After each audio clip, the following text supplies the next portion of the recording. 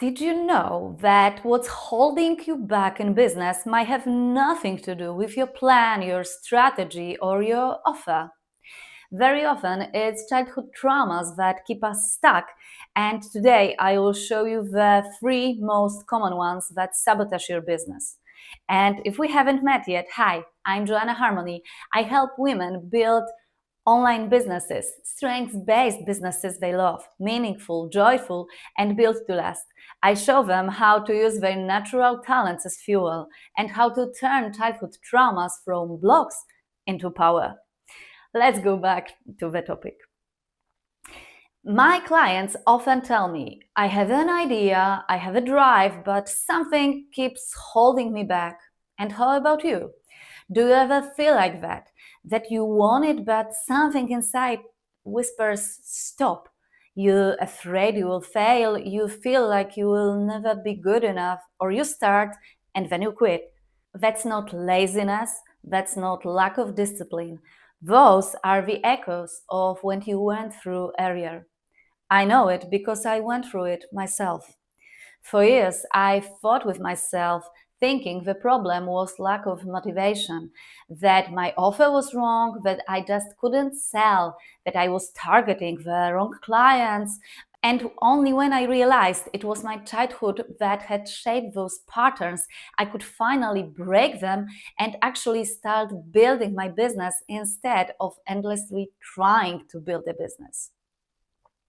Through dozens of sessions with aspiring entrepreneurs, I discovered it wasn't just my problem.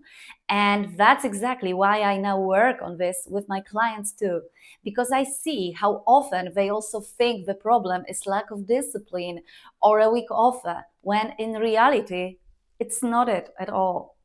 So here's what I've noticed. In my work with dozens of entrepreneurial women, I found that there are three recurring childhood patterns that keep coming back like a boomerang and they wreck your business. Let me show you how it works. This is you, and this is your business. And what you don't see is that between you and your business, there are your childhood traumas.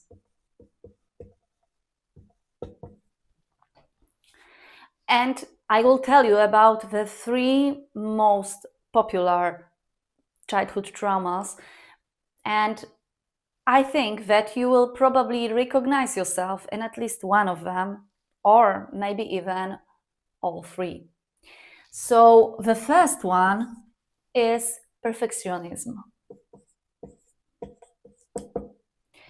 And it also combines with the fear of mistakes.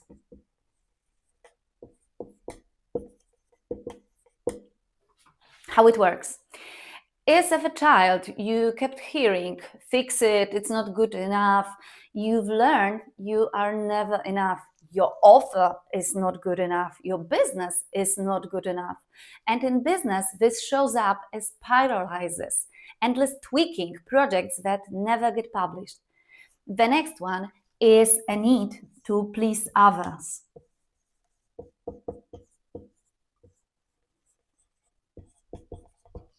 How it works?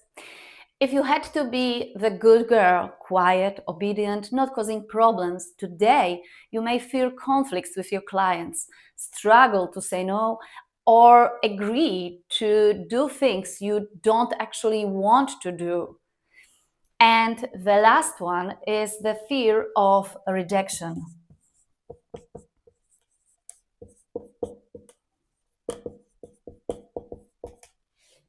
And this one is a classic. If your worth was conditional, and I think that in most houses it was, for example, only when you brought home top grades, only then your parents saw you, only then they said, oh, good job. Then, as an adult, you are terrified of showing up. You keep postponing lives, posts, advertisements, offers, because deep down there's that voice. What if I fail? What if I get criticized? You see, it's not you who is the problem. It's not your offer, it's not your clients, it's not your lack of skills or talent. These are the old patterns running the show in the background, like an old record that keeps playing because no one stopped it. But it can be changed. The first step is to actually see it and understand it. And that's why I work so deeply with Gallup strengths. What do they have in common? Very much. Because when you know your natural talents, you begin to understand, oh, I'm not too sensitive. That's my empathy talent and not fear of rejection. Or I'm not messy. It's my futuristic talent that is just afraid that he gonna make a mistake. So it means that your futuristic talent only needs a structure. So you see to start what your talents need and you learn how to feed them instead of starving them. Because when your talents are starved for too long, they eventually lash out and blow up your system. But when you feed them the right way, it truly changes everything. Let me give you an example. One of my clients couldn't get started for months. She always said, I need to be more prepared. It turned out this was her childhood echo speaking through her learner talent because her mom only paid attention when she won competitions. Once she understood her talents, she realized what she already had was enough, and her business finally took off.